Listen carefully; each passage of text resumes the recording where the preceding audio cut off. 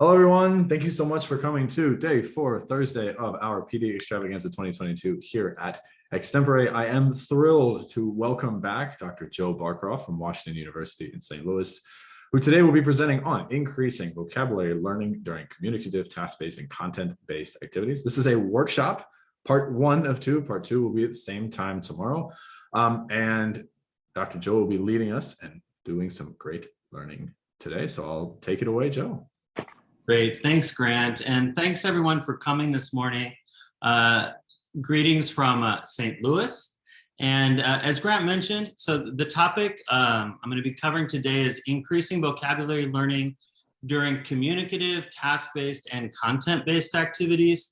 And all three of those, soon I'm going to also be using the term just meaning-oriented language instruction. So we'll move on to that in a bit.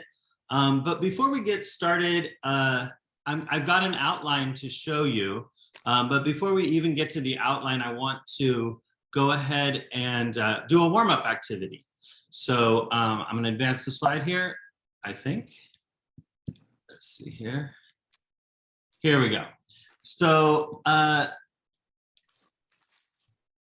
input refers to samples of the target language to which language learners are exposed during communication. So like language learning in general, vocabulary learning is always going to be input first. In other words, nothing happens really without it. And here's the activity I wanted to start off with. It has 2 parts. So for the first part, individually, just somewhere on a scratch sheet of a document or paper, try to think of different ways in which novel vocabulary can appear in the input so that learners have both access to the form and to the meaning of the vocabulary. So obviously by vocabulary, we're referring to individual words, multi-word phrases, different types of lexicalized language.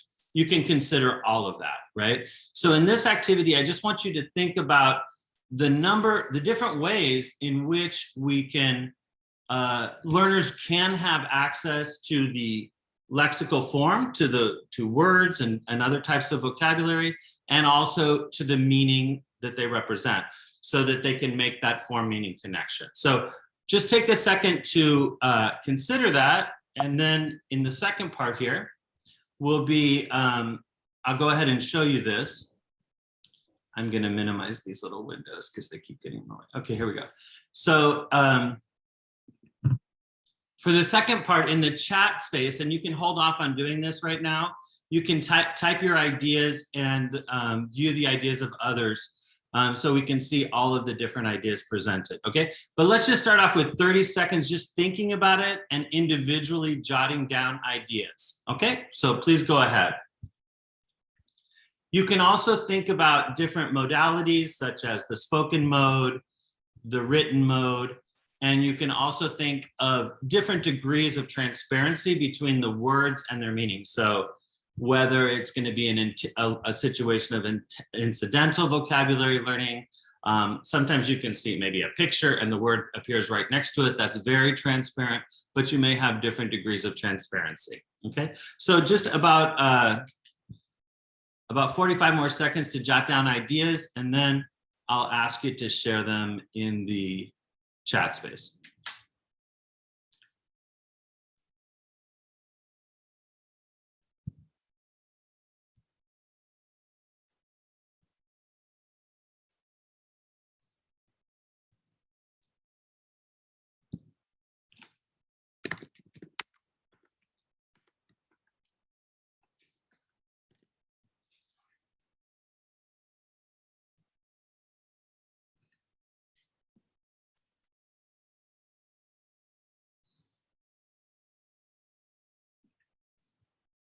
Okay, about 15 more seconds, and then we'll start with the chat ideas. Just about 15 more seconds.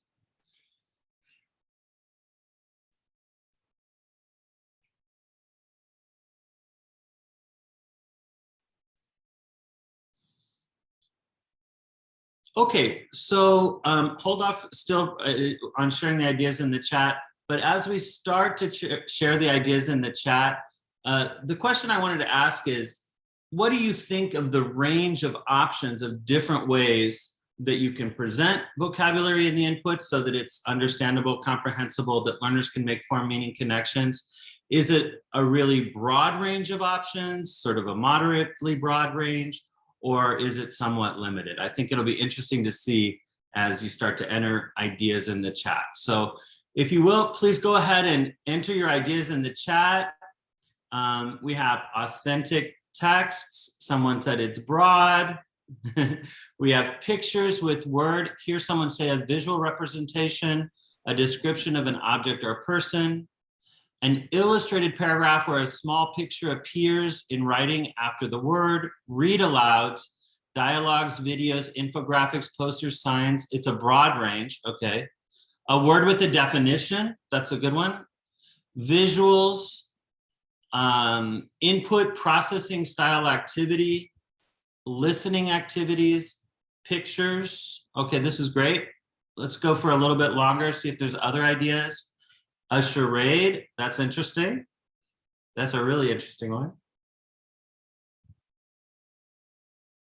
Sports play-by-play.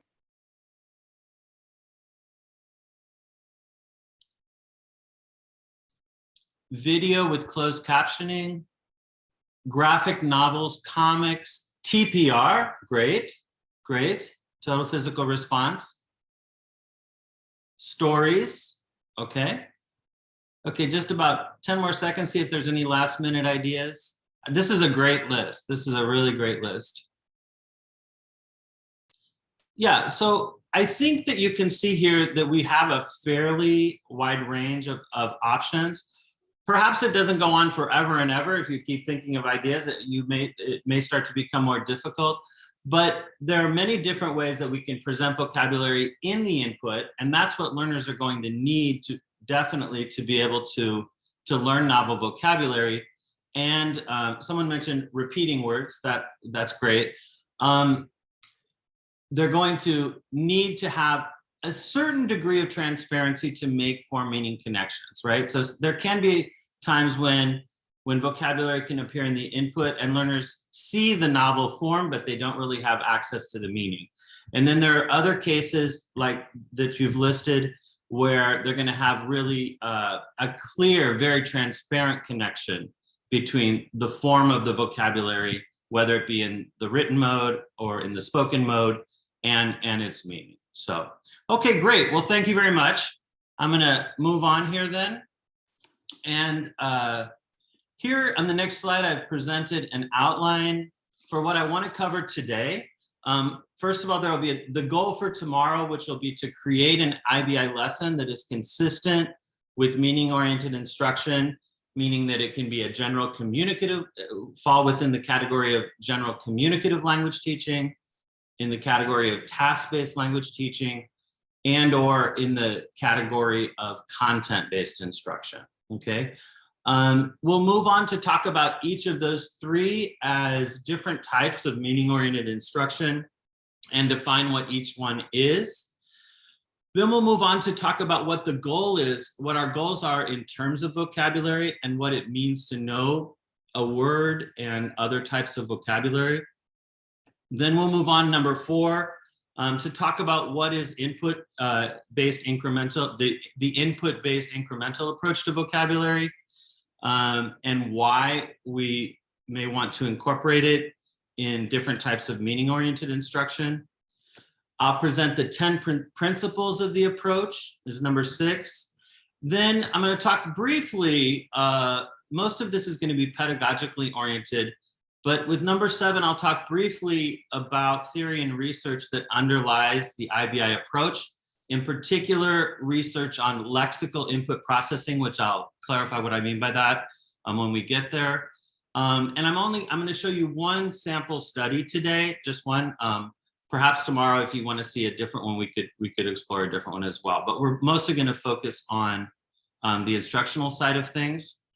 Then for number 8, there's a 7-item checklist for developing IBI lessons that I'm going to share with you.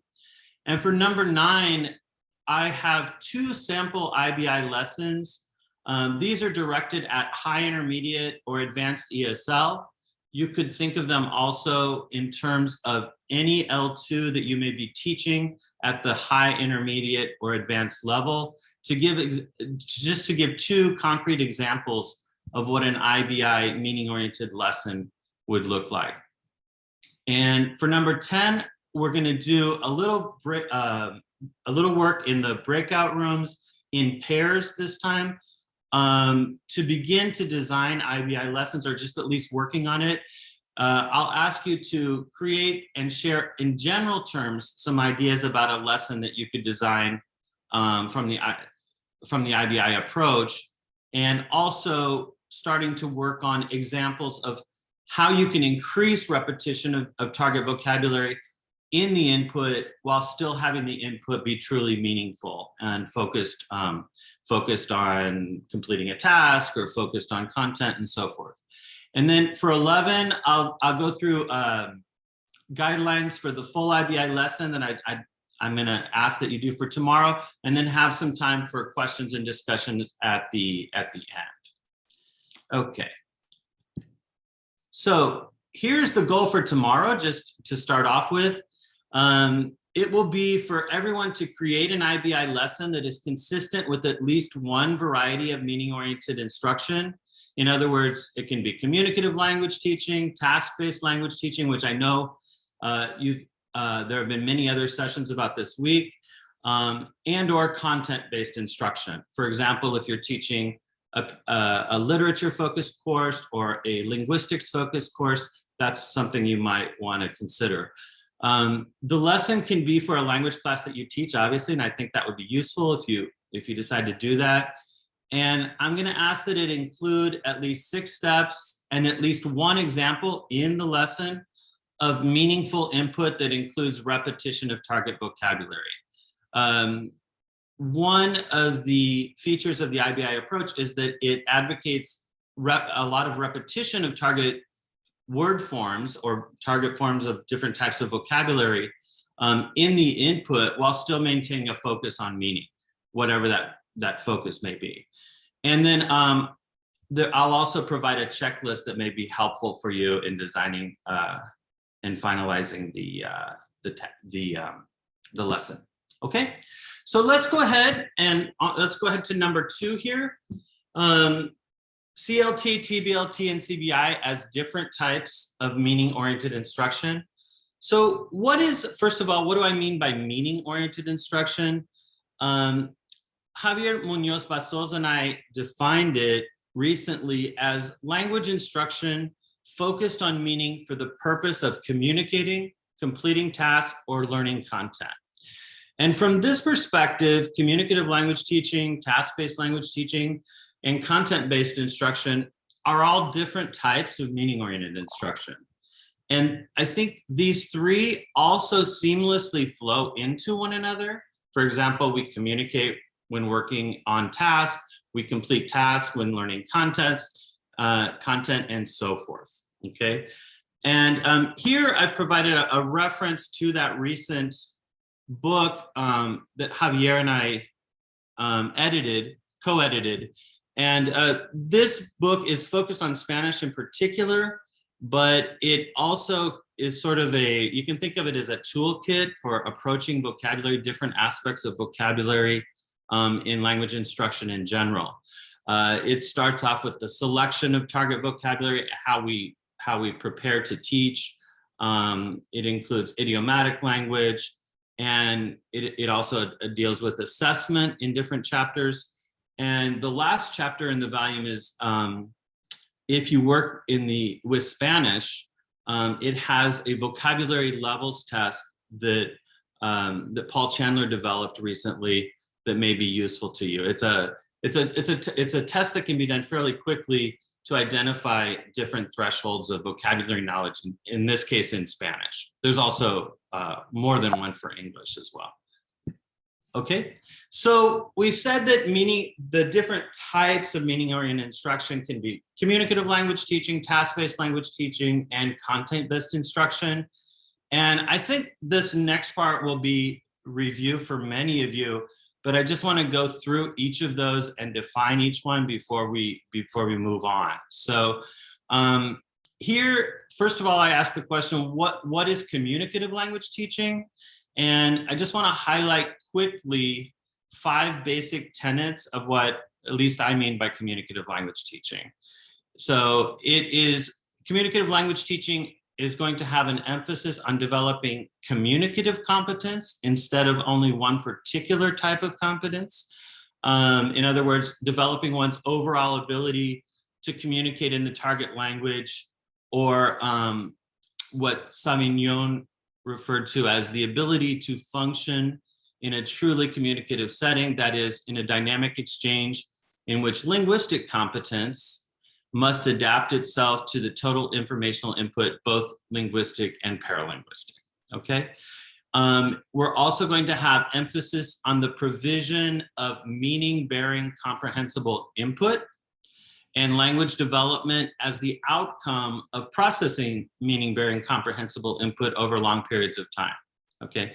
And here, just to clarify some definitions, by input, I mean samples of the target language in whatever form it may be, spoken, written. It may be visual if it's a sign language, can be tactile if it's Braille or another language like that.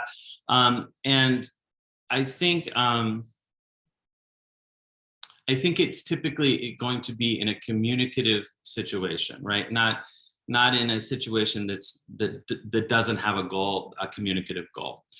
It's going meaning bearing, meaning that it includes real informational content intended to be understood by the listener or reader, and sufficiently comprehensible, following Krashen here, input that can be sufficiently well understood by the listener or the reader.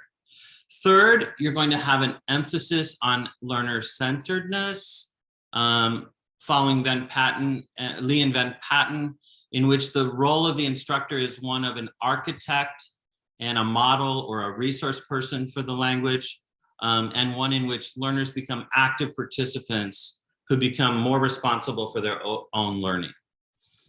4, an emphasis on real life interactions, meaningful tasks, and content, again, consistent with task-based instruction as well as content-based instruction.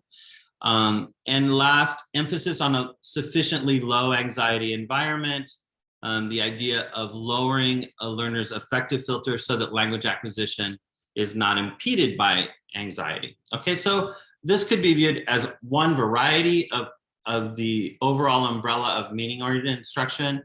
Another would be task-based language teaching. And I know there are at least a couple of workshops earlier in this week that really covered this, so this is definitely a review, but I'll just mention this briefly.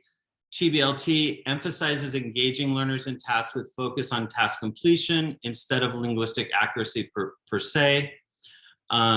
And I have a link there to the TBLT organization. They have a conference coming up soon in Innsbruck, I know that. And the tasks can be of different types. You can have information gap tasks, and you can have group decision tasks and so forth. I'm not going to go through all of those right now, but those are 2 main types. And the point I want to make, and this is true both about CLT and also about TBLT, even though you're completing a task with TBLT, you cannot skip the general rule that vocabulary learning is still going to be input first.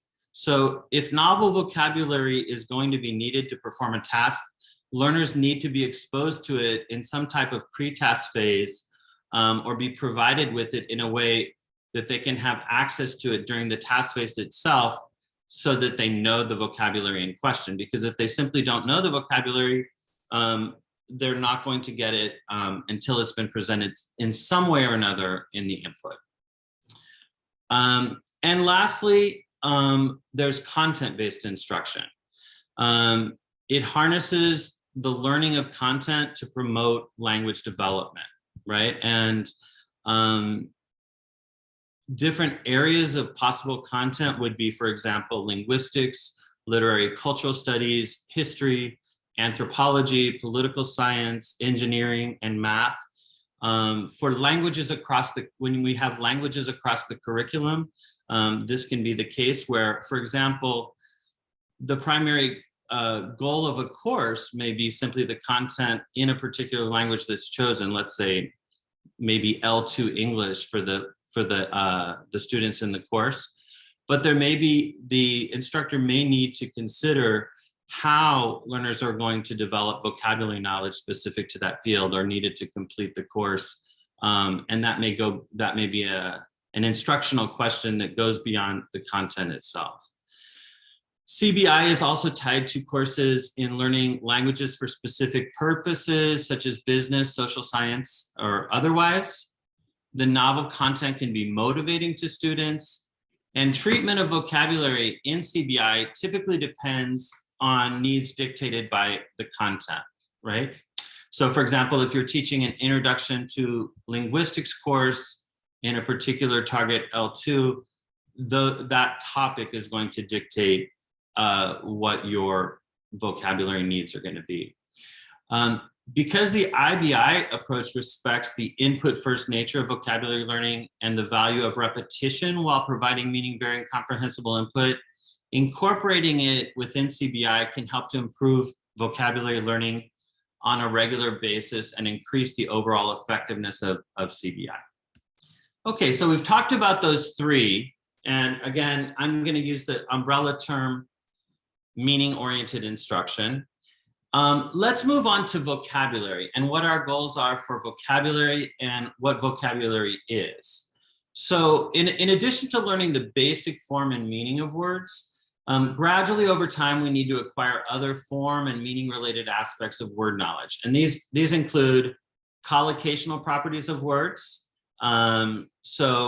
which refers to which words tend to appear together in a given language. For example, in English, we would say instant replay, but we would not say prompt replay.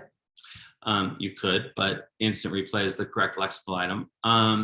We say to catch a flight, but we do not say to grasp a flight, right? And I think the most commonly used example would be the one of we say strong tea and we don't say powerful tea, for example. But these vary in other languages, so they're not going to be a one-to-one correspondence when you go from L1 to L2 or between different languages. Also, we need to learn L2 specific meanings or language specific meanings.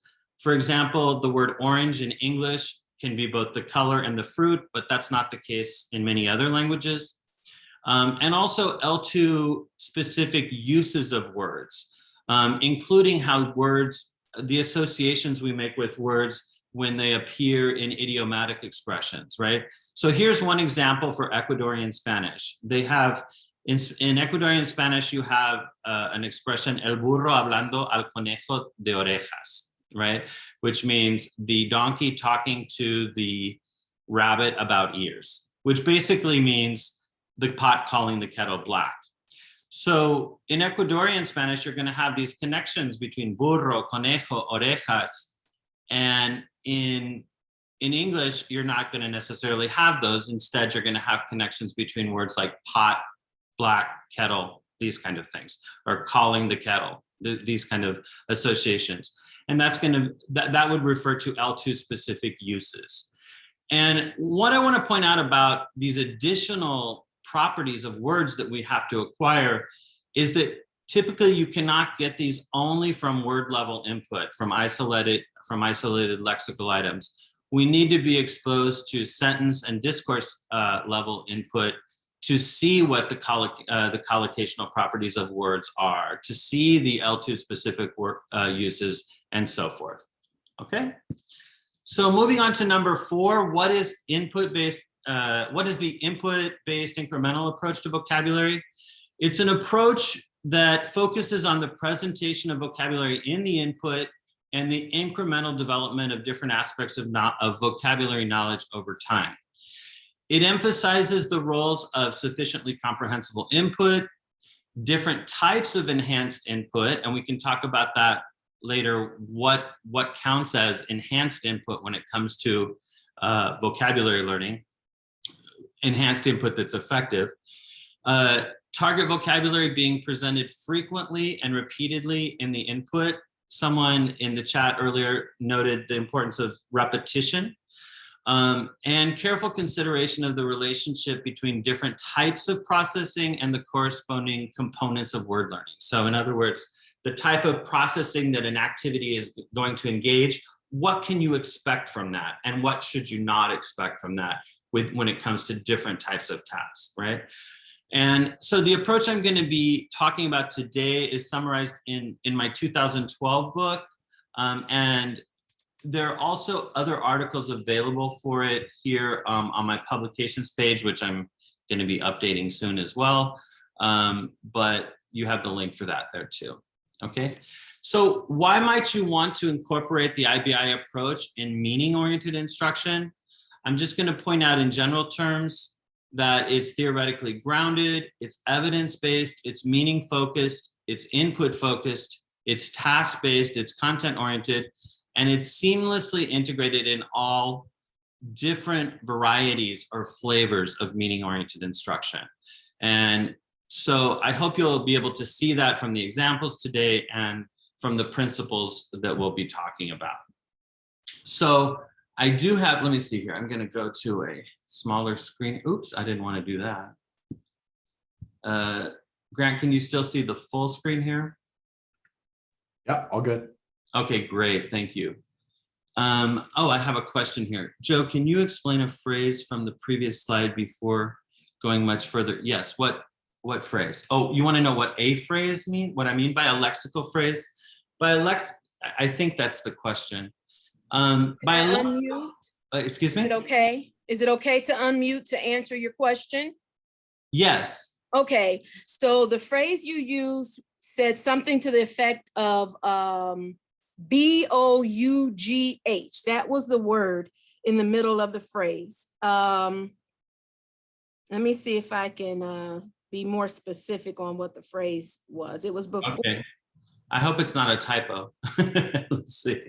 I read it a couple times to see maybe I misunderstood something. Which number in the slide? I think it might have been a few slides back, Joe. Yeah, it was because he continued on, trying to catch him before he went too far.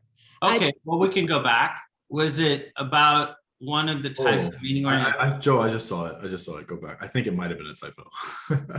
Right, the middle one right here.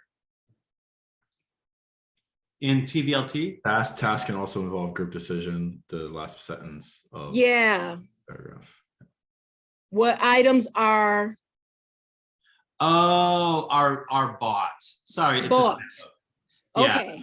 Yeah. Thank you. Sorry. Okay. Yeah. No problem. I just want to make sure that's what that should have been. Thank you. Okay. No, thank you. And I can go back and fix those later too. So, okay. So now we're at the point where I want to go through the 10 principles of IBI vocabulary instruction. And I also have a handout for this workshop, which Grant, do they all have in the chat and also somewhere else? If you go to Sketch, you can see that the handout is already uploaded there. Okay, so it's already uploaded there, and maybe we could also put it. I can also. Yeah, I can paste it as a Google Doc into the chat. Just give me one. Okay, second. That'd be great. Thank you. Okay, so these are the 10 principles of the approach, and I just want to go through them. The first and the last principle are sort of, I think, fairly obvious, and I don't think they're based in particular on any specific set of research findings or theoretical advances, because number one is simply to develop and implement a vocabulary acquisition plan, right? Now, there is research indicating that it's useful to consider frequency. For example, what are the 2,000 most frequent words in the language that you teach? What are the 3,000 most frequent words in the language that you teach when developing and implementing this plan? But if you are following a syllabus, for example, that is largely based on task-based instruction or content, or it's content focused, the dictates of that are going to be different than that may not correspond, for example, to different thresholds in terms of frequency of words in a given language. I mean, the nice thing about any language is if your goal is to, for example, get learners to a stage where they know the 2,000 most frequent words in the target language, simply use of language in general is going to be consistent with that, because the most frequent words are going to appear the most frequently, right? But some researchers in vocabulary advocate that we really should make a concerted effort to get learners to the 2,000 level threshold, for example, of the 2,000 most frequent words in a language, or the 3,000 most frequent words, so that they have those words to be able to acquire new vocabulary. Paul Nation, I think, is one person that advocates that. So the number one, develop and implement a plan. That is going to depend upon the nature of your course, and it's not based, I think, and it's certainly not based on lexical input processing research in general. And the principle number 10 is also one that's sort of just something you would follow in any approach. It says, apply research findings with direct implications for vocabulary instruction. Well, there are different findings that you can think of as sort of a toolbox that you can use the more you know about specific research findings. For example, different ways of presenting target items in the input. There's one study by de Groot, I think it's about a couple of decades old now, that found, for example, that playing classical music in the background when presenting target vocabulary facilitated vocabulary learning. So that would be one with number 10, for example, that you simply could have in mind in a toolbox that you could apply when you're developing different activities. So 1 and 10 are sort of the general principles, and the other 8 within this list are more based on concrete research findings. So number 2 is to present new words, and by words I mean any kind of vocabulary, frequently and repeatedly in the input. Number 3, promote both intentional and incidental vocabulary learning. Intentional vocabulary learning is when you make a concerted effort to learn a set of target words by doing different types of activities. It could be anything from flashcards to different types of activities in a textbook and so forth. So, and you know that you're intentionally trying to learn them. Incidental vocabulary learning is when you pick up vocabulary from context without intentionally trying to learn those words. So you may be completing a task-based activity, and in the process of completing that, you've picked up 2 new words that you didn't really pay attention to the fact that you had picked them up, but you did. And I think, in reality, like with many things, there's really a continuum between activities that would count as completely intentional vocabulary learning versus completely incidental, right? Like, for example, you may be reading a text, and you can, while your students are reading the text, you could ask them, for example, hey, if you come across any new words in this text, try to learn them, for example. So that would be a situation that wouldn't be completely incidental nor completely intentional, perhaps. So it would fall somewhere in between. Number 4, here's a hats off to Krashen. Use meaning-bearing comprehensible input when presenting new words.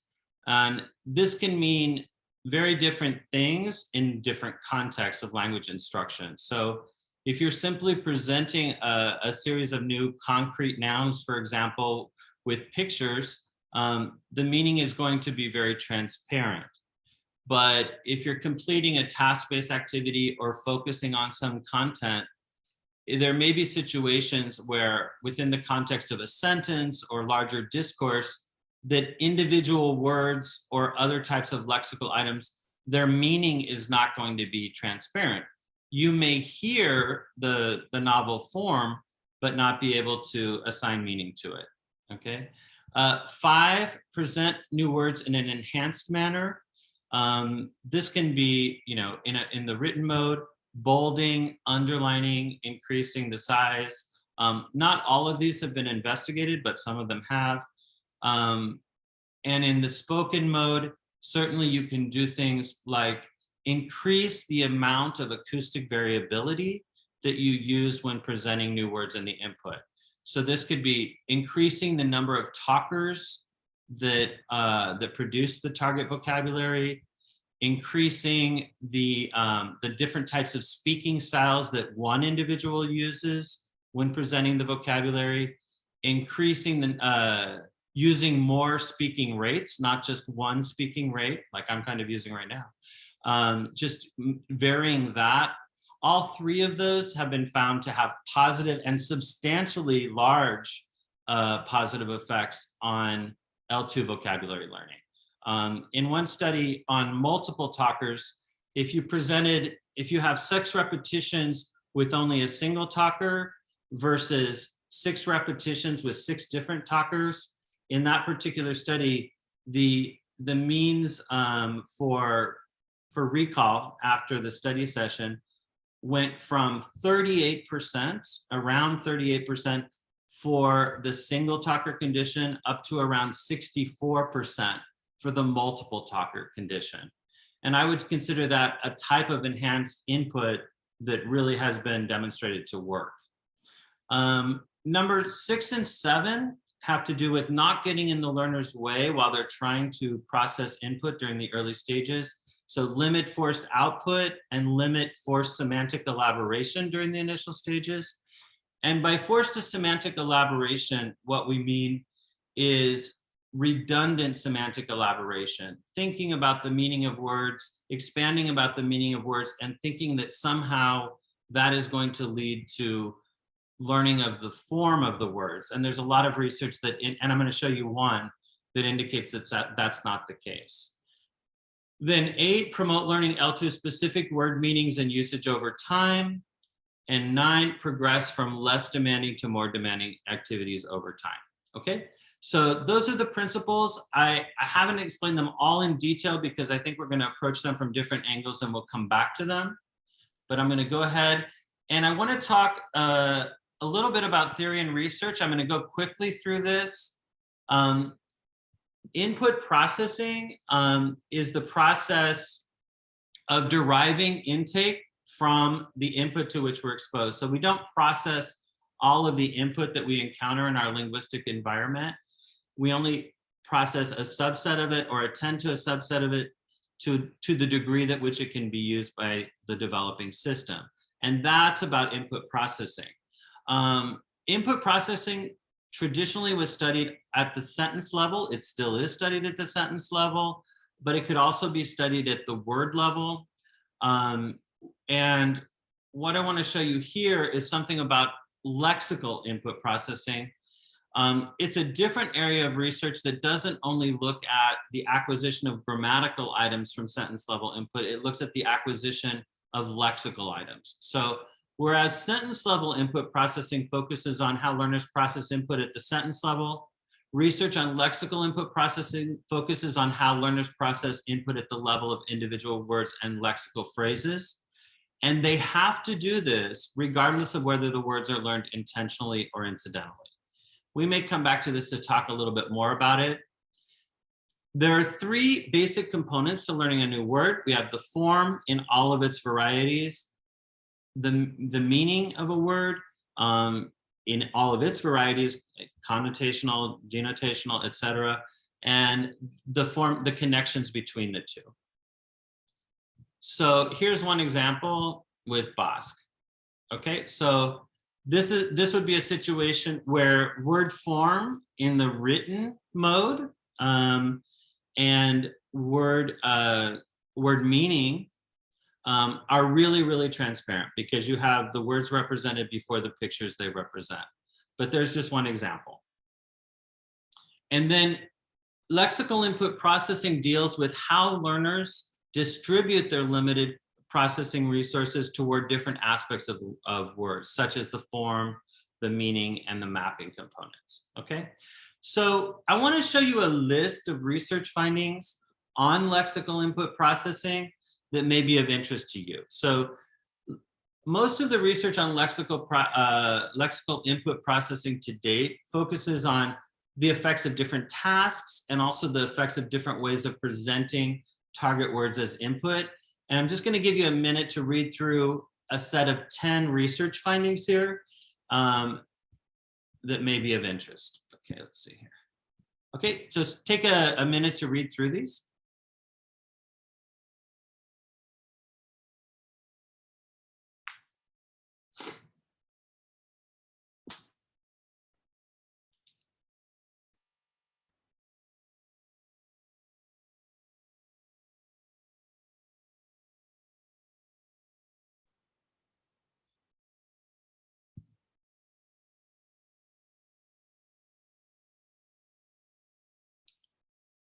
Okay, so for the first 5 here, we see a lot of negative effects of tasks. We see a lot of research findings that may be counterintuitive because they demonstrate negative effects, at least of some tasks that we might associate with better vocabulary learning. When we get to number 6, we see one task that involves retrieval of a target word itself or attempting to retrieve a target word itself that has a positive effect. And then for 7 through 10, we see different ways of presenting words in the input that should have a positive effect on how well those words are learned, on how many words you learn when they're presented in these ways, right? So increased repetition, using thematic instead of semantic sets. As I mentioned before, using different types of acoustic variability, multiple talkers, speaking styles, multiple speaking rates. And I also mentioned the classical music one in the study from DeGroot. So those are just some examples. And how might we interpret all of those research findings together? This is the takeaway point that I would get from all of those research findings, which is to make sure that we're providing learners with opportunities to process new words as input, and preferably certain enhanced types of input, while also being careful not to get in their way by requiring tasks that decrease word form learning, okay? And those tasks can be sometimes of a semantic nature, but we'll get into that more too. Okay, let me go on here. I want to just show you quickly one example of a study on lexical input processing. And this is a study on the effects of writing target words in sentences on attentional L2 word learning. And I'll go through this fairly quickly, but at least I'll show you an example of one study here. So sentence writing is a type of semantic elaboration. And semantic elaboration refers to a situation in which a learner is focusing on the meaning or semantic properties of a word, such as if they're considering the extent to which the word snail represents an example of an animal, an insect, of a food, or of another category, right? So it's elaborating on the semantic properties of the word and not on the form of the word. So there's a model that I proposed back in around 2000 that argues that if you look at, this is the TOPR model, the type of processing resource allocation model. If you look at this model, what it argues is that where you increase processing, you also increase learning, right? So if you increase semantic processing, you can increase semantic types of learning, but that can come at the cost sometimes of form processing and form learning. So if you look at this figure, the bold bars on the outside represent overall limits on processing capacity. And if we do a task like sentence writing, what will happen is that we'll increase semantic we'll increase semantic processing, and that will make the bar move to the right. And so that can cause form processing to decrease as well as form learning. So here's an example of what that looks like. And from this theoretical perspective, this is what sentence writing will do to processing and learning.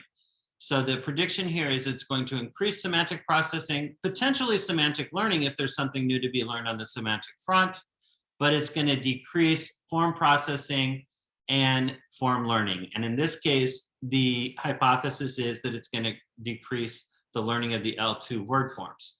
So let's look at the study. This was a study on L2 Spanish, and here you can see the two word groups. And these are from different varieties of Spanish, but the two word groups were equalized in terms of the length of the form and so forth. But the study was also done with a Latin square design so that word groups and the learning conditions were counterbalanced.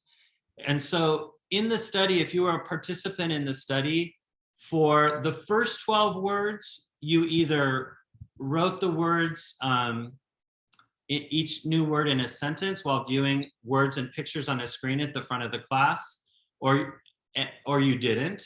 And for the second group of 12 words, you did the opposite, right? So every student either wrote each novel word in a novel sentence based on their own experience in Spanish, or they didn't do so, right? So here what we're comparing is the option to write new words, these novel words in sentences, or not to do so, right? So let's just say, for example, the word number 4 in the list, rastrillo. That means rake, right? So if you were writing it in a sentence, you would have written something like, I used a rake in my yard, or something like that. And in the no sentence writing condition, all you did was study it, okay? So here are the results of that study. Here you can see the no sentence writing condition is on the top, and the sentence writing condition is on the bottom. Time 1 was an immediate test, time 2 was 2 days later, and time 3 was 1 week later. So one of the nice things you can see is between times 2 and 3, the attrition, or the forgetting is slowing down as compared to between times 1 and 2. But the real take-home point from this is how much lower the sentence writing condition was than the no sentence writing condition, right? So it was almost basically half as much, right? And in experiment 1, what we did is there were 48 seconds for the sentence writing condition, only 24 for the no sentence writing condition, but they had 4 repetitions in the no sentence writing condition. So in a second experiment, which I'll show you the results of, here's the second experiment we did. In this condition, we gave 24 seconds overall, only 1 repetition for both groups, and you get a same pattern of effect. So I think those results show a negative effect of sentence writing that's not small, it's really quite large. So that's the one study on lexical input processing I wanted to share with you. Just some implications of this: it has support for the TOPRA model, okay? And it also provides evidence against the use that require excessive amounts of forced semantic elaboration during the early stages of learning new words. And it points to the importance of allowing learners to process the new word forms as input without getting in their way, which was one of the take-home point I was trying to make from the other set of research findings I showed you. Okay. So Joe, yeah. before continuing, you had a question from Claudia. Oh, great. What did students do in the no sentence condition? They processed the target words as input. In both conditions, they were seeing a picture on a screen at the front of the class with the word written below it, and all they did was study the word. That's all they did if they weren't writing them in sentences. So that was the only difference. I hope that Claudia, I hope that answers the question. You could write. Yes. Just so they learn it. They learned the meaning. I mean, the meaning of the word was transparent for them when they were learning it. I mean, it was a translation, or how it was the image and translation into English. Yes, it was. It was completely transparent. Right. Exactly. Okay. Thank you for the question. Okay. Thank you. And also, I should add that the post-test also emphasized word form learning, in that they would see a picture and then they had to produce the target word form, right? Okay. On their own. Okay. And there were partial credit given for partial word production in that. I should also mention, there was a study in 2012 by Wang and Pian, and they did a partial replication of the sentence writing study. They found similarly large negative effects. And with those large negative effects, they looked at 2 L2s for English learners of L2 French and also L2 Korean. And they found that the negative effects were even more pronounced, substantially more pronounced in L2 Korean, which you could argue has more of, that the word forms are more novel perhaps than L2 French. That was their interpretation of it. But again, that strong negative effect was replicated. Okay, I'll look at one more question here and then I need to keep going, but could that be because all other words in the sentences were distractors from learning the target? Well, we could talk about it. The sentence, in the sentence writing condition in that study, they were generating their own sentences. So you could say that the words may have been distractors, but at least my argument to date has been that it's the overall focus on the semantic aspect that is getting in their way of learning the word forms. For example, if you also ask learners to just address in their mind questions about the meaning of words. When was the last time you used this item? You know, how on a scale of 1 to 7, how good do you feel about this item? You know, the meaning of the target word, that also can decrease word form learning as well. So I'm happy to come back to this. I hope I answered that at least a little bit, but we can come back to it in the question and answer session as well. So let me go on here. So I want to get to the pedagogical side of things. In addition to the 10 principles I've gone through, there's also a 7-item checklist for designing IBI lessons, and hopefully it'll be helpful to you for tomorrow. It's also on your handout. So number 1 says, I define target vocabulary and materials needed for the activities. I design the activities to be meaningful, educational, and interactive. And all of this is going to be consistent with whatever approach you're focusing on, be it, you know, wholly communicative without task-based and content-based, or whether it be task-based or whether it be content-based. I included cultural and historical information when appropriate. I presented target vocabulary repeatedly in the input first, a key point. I increased the difficulty of the tasks over time. I incorporated many of the principles of the approach, and I included directly applicable research findings. So that's something, just a checklist that may be useful to you. So now I think we have about 20 more minutes today. We're at number 9 here. And what I have for you, and I want to take some time, give you some time to read 2 sample lessons. These are 2 sample IBI lessons that are directed at the high intermediate advanced ESL level, right? Which the 2012 book, you know, most of those activities were directed toward ESL, but you can consider these in light of whatever L2 you are working with, if you were working at the high intermediate and advanced ESL, or at the advanced level. So please take about 7 minutes to scan and read the lessons provided in the handout. While reading, consider how the lessons incorporate IBI principles and include provisions indicated in the 7-item checklist.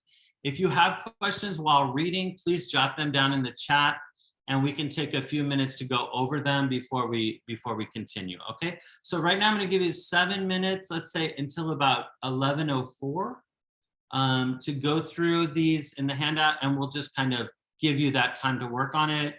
And I'll also look at the chat and list in case you have any immediate questions.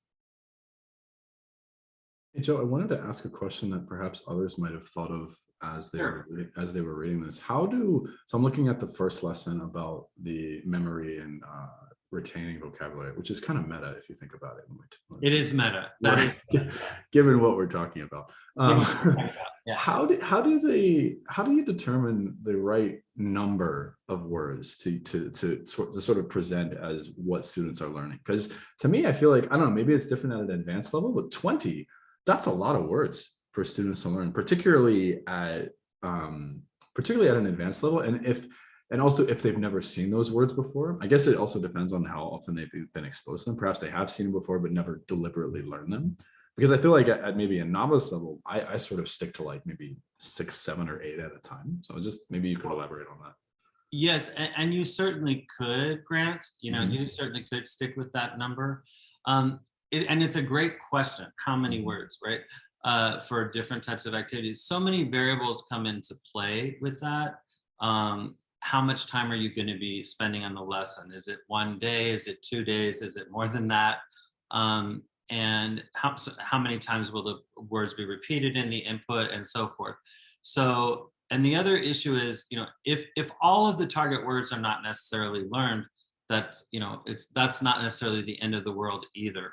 But these are ones, and sometimes the vocabulary was just naturally dictated by the theme. So to be able to complete, for example, a particular task or to work with certain particular content, it's sort of beyond our choice how many target words, you know, will actually be in there. And some are going to be learned incidentally. So it's really a difficult question to answer given all the different variables that come into play. Right. Yeah. Because, and time being a really important one. Sure. You could also, if it's your preference, you know, break up, have two lessons of an IBI nature that break them up into 10 words and 10 words instead of 20 overall, for example, right? Cool. Okay. So it's a great question. It's not easy to answer. Some people have tried to do research on it, but there's so many variables that come into play given the nature of your class. And Sure. yeah, I don't know if that helps a little bit. It does. I can imagine it's probably very complex. It probably depends on the type of word as well, you know, and how they're used. Dora has a question. I'm gonna let her speak. Okay, great. Yeah, and so we can go on and see if there are a couple of questions.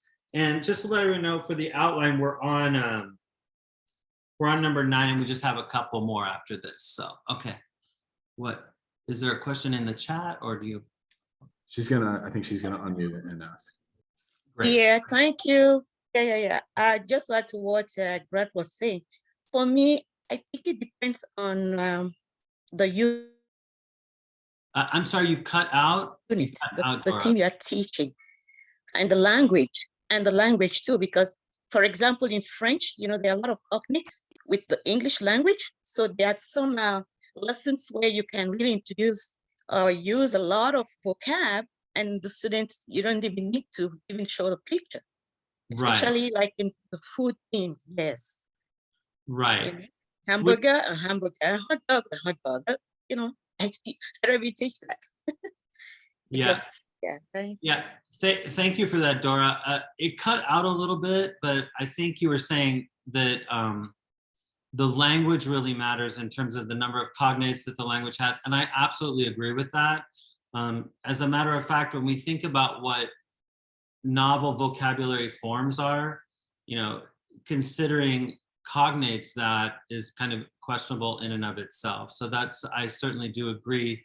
And that ties into your question too, Grant, right? About it does. And I've talked about before how teaching Chinese, there are no cognates, right? So I can't, it's really hard for me to throw 20 new words at them that totally you can't know based on just looking at them and even guess their meanings. So I think that's why I prefer to just use smaller amounts. And I forgot to even think about that. Yeah, and it's amazing the extent to which it goes to the entire language family. So for example, for speakers of English, really if your native language is pretty much any Indo-European language as opposed to a Semitic language, there tend to be many, you know, in different topics, many cognates. So I think you'll see that most of the words, well, I won't say anything about the sample lessons right now on that front, but I completely agree with that. And in my view, I almost don't even consider cognates novel vocabulary. So, and then it says, have you done this with heritage students too? Do you have similar results? Thank you for the question, Alejandro. No, to my knowledge, no studies have been done. When you say this, do you mean I don't know if you mean the IBI approach or some particular study, but I think the short answer would be no. to my, not in terms of a concrete study. I certainly think it would work with heritage language students as well, depending, and at least our instantiation of our Spanish for heritage speakers course here at Washington University, we just recently instantiated it like only 2 or 3 years ago. And it's really, I would consider it largely a content course that also deals with formal issues in the language. But I think this approach would fit in nicely, particularly when it comes to the content aspect of it. So were there any other questions just for a minute or two here with, actually, I think we probably should go on. I can take one more minute of any other question about the sample lessons. Hopefully they're helpful to you and that you can look at them again also tonight before designing your own if you'd like to. On my publications page, you'll have the link for, there may be some other examples of sample lessons as well. But I want to go on, and I show that it's 11:09 now, so I want to do an activity just to talk about beginning to design an IBI lesson. And I think we'll give about 6 minutes. I hope that'll be enough for doing this. In pairs, so we're going to do breakout groups here. Begin to design a set of input IBI activities that you, for a lesson that you would include based on the, or excuse me, for a lesson based on the set of target words that are at the bottom of the first page of the handout, right? And there's about maybe 20 difficult words there. But these words were taken from the 5,000 word level from the vocabulary levels test by Schmidt. Like I said, the sample activities in my 2012 book are all directed at high, intermediate, advanced ESL. But we can also talk tomorrow a little bit more about specific ways of adjusting for lower levels, for lower proficiency levels. But what I'd like you to do in the pairs is to first consider how this set of target words might fit within a larger context of a class that follows CLT, TBLT, or CBI, and discuss together what you might have as a broad plan for what the lesson could involve. And number 3, discuss how you would make sure that this lesson is both input based, meaning input first, and also incremental in nature, right? So I think we can give about, let's do 4 minutes for that. We might be going over here by about 2 or 3 minutes, if that's okay. Is that all right, Grant? Perfect, Joe, no problem. Okay. I'm sure we are all happy to stay a few minutes late. Do you want me to set up breakout rooms? Oh, can you go ahead and do it? I thought Of course, I can do. Yeah, I can do that. Thank you very much. Thanks. Of course. Okay, everyone. Well, I hope that was helpful to at least get you started thinking about different types of meaning-oriented lessons that you can create while utilizing the IBI approach as well to promote the vocabulary learning and also hopefully to improve the overall lesson that you're focusing on. So for tomorrow, what if you wouldn't mind doing this before the session tomorrow, here are the guidelines for creating a full IBI lesson. So please create an IBI lesson consistent with at least one variety of meaning-oriented instruction. And here are some additional guidelines. It can be for a language class that you teach, maybe preferably, right? Include at least 6 steps. The sample lessons that I provided have more than that even, but if you could include at least 6 different steps, that'd be great. And also include at least one example of meaningful input that includes repetition of the target vocabulary. And I think this is an interesting question that we can talk about more tomorrow. About that does imply, to at least in one sense, a type of modified input. We can talk about, what is simplified input, what is modified input, what is authentic input. But in this case, I think the goal is to find a nice marriage between modified input that increases the repetition of target vocabulary but while it's still being sufficiently authentic and meaningful, because the reality is that you want learners to be able to acquire, to learn the target vocabulary in question, to be able to complete whatever task they're doing or to learn whatever content they're focusing on. And also, please try to make use of the 7-item checklist that you have in the handout before completing the lesson. And I think there's already one question, so I'll show you this information here, and we can do some questions now. And if anyone needs to leave, I think you're already set, but I will stay around and answer some questions at this point. So, Joe, hold on before we leave, if you wouldn't mind showing the feedback slide for the yes, okay, that's my information, and here's the feedback slide. Thank you. slide. I will put if you give me 1 second, I will put the link in the chat. Please make sure you fill out the feedback form for this workshop. First, also, thank you, Dr. Joe Barcroft. This was a wonderful part 1 of the workshop. I think we learned a lot of information on vocabulary and IBI. Definitely something that we can all apply to our classes. Be sure to complete the feedback form and earn an entry into our giveaway for 1 of 5 $50 gift cards. With that, I'm sure Dr. Barcroft would be happy to answer any questions that you all have. Yeah, thanks everyone. Yeah, I'm happy to stay and answer as many questions as you have. It's 11:20 now. We could go for 5 minutes if they're enough. So the feedback form again. Oh, it's on the screen here. Okay. I'm getting it, Joe. I'm going to put it in the chat. Okay, great. 1 second.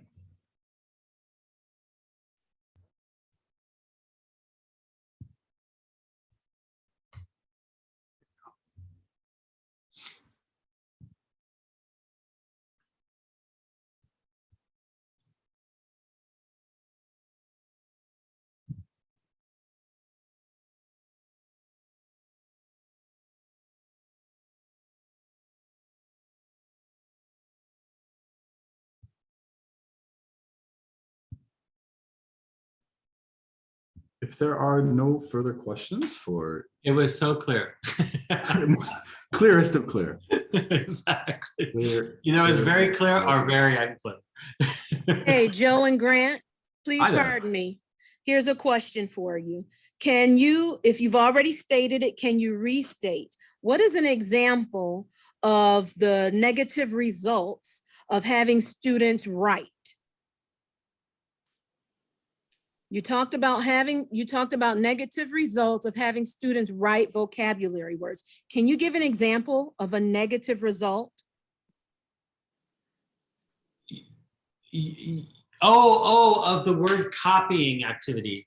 Yeah, I have an article I could actually show you the study tomorrow briefly within a couple of minutes. Maybe I could include that. Let me jot that down. You're talking about the word copying study or the word writing study, right? Yes.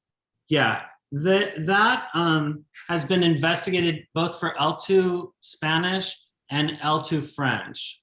My study on that was for L2 Spanish.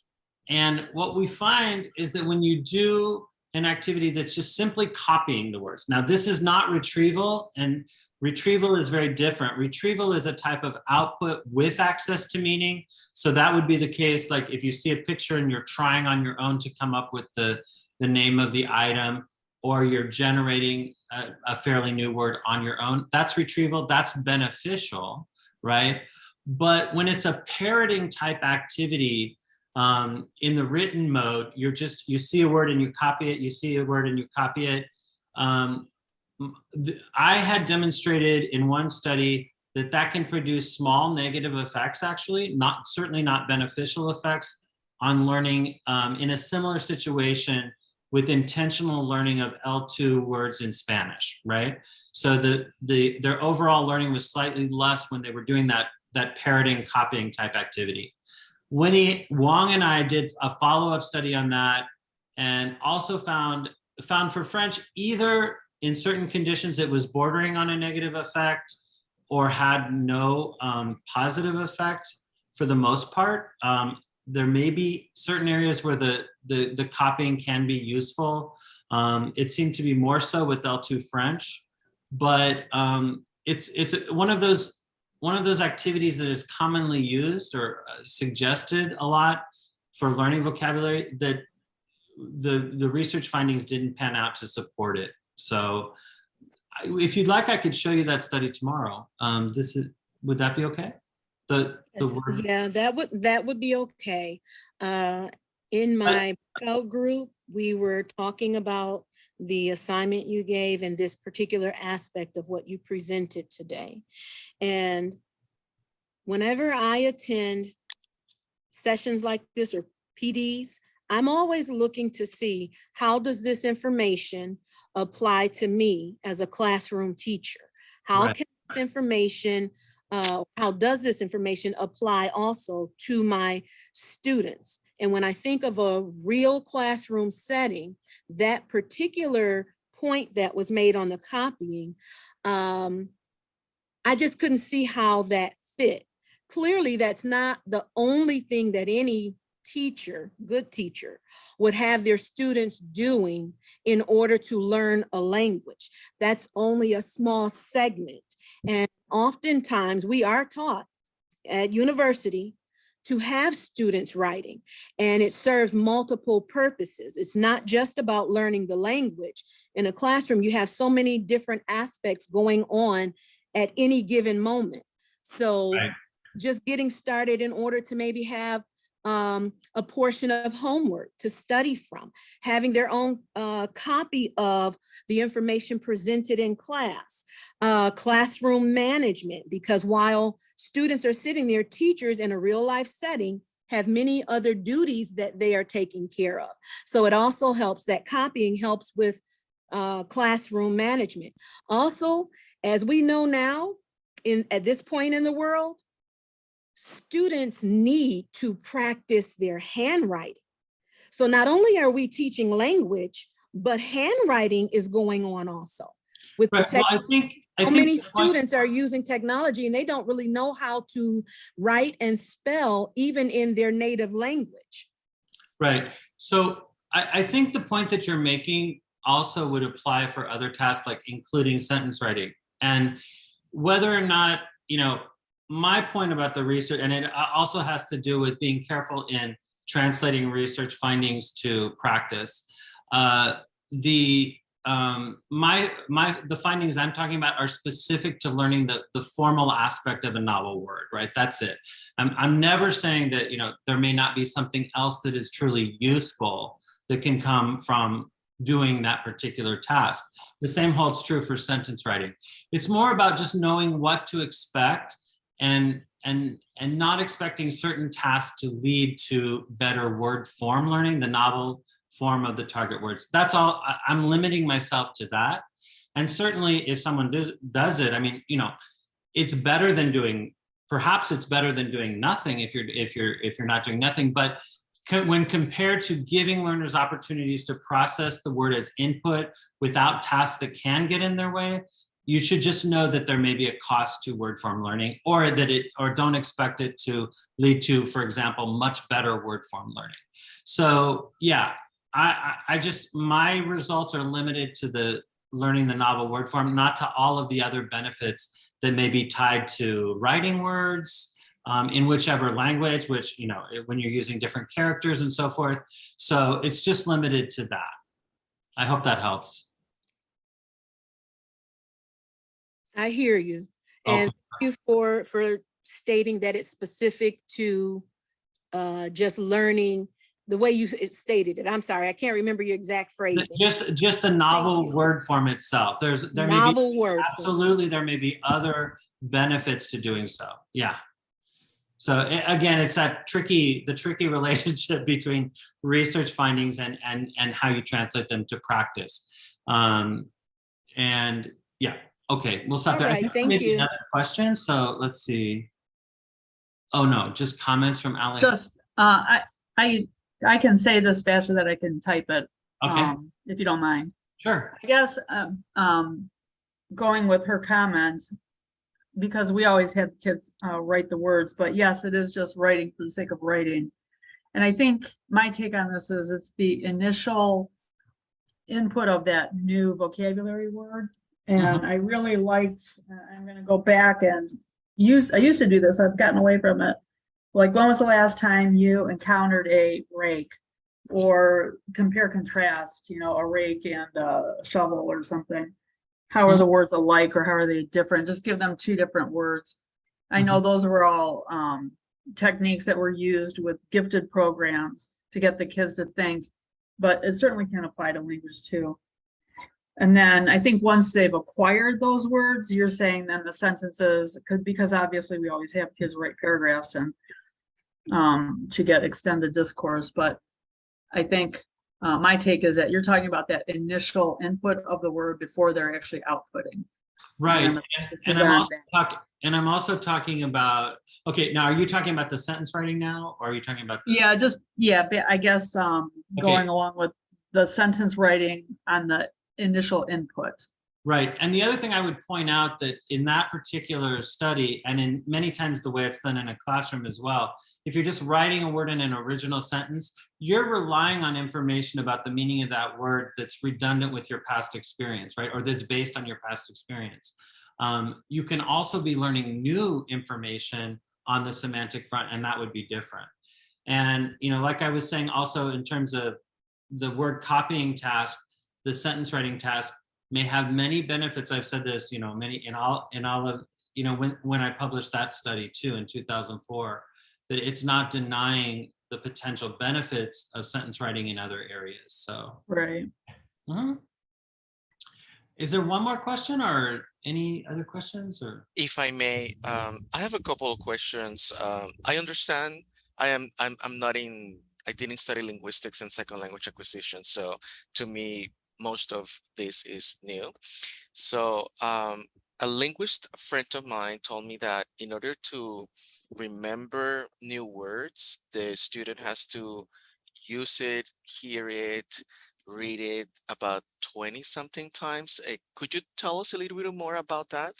Another question I had is, I'm very much interested in your negative effects of generating synonyms for target words during reading, because that's exactly what I personally do to help me with a vocabulary increase. And my last question has to do with, it seems to me that this IBI works best with concrete words, nouns, because, you know, for abstract nouns and concepts, to use pictures that can be read in different ways depending on the student, and I'm thinking of neurodivergent students.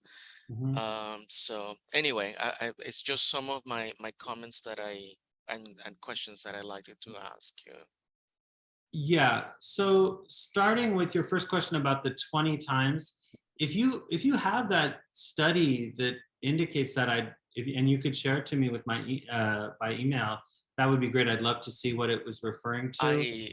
It was a linguist friend of mine who was telling me about this. I don't have the reference, but I can ask her to see if that. Sure, if she, or whatever the source is that indicates that, would be I'd be happy to see it. What I would point out is similar to the response of, you know, to the great point that Grant brought up about, oh, how many words should we target, right? Is also how many times do we need to see each word?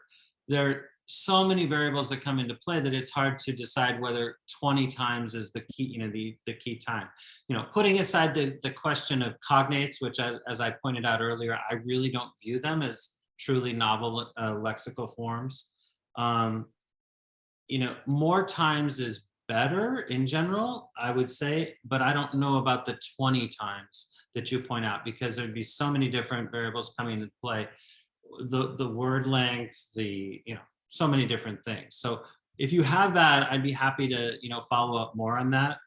In terms of the study on synonyms during reading, maybe that would be another one I could show quickly tomorrow as well. That was a study where I talked about the attention drawing potential of a semantic task like synonym generation, right?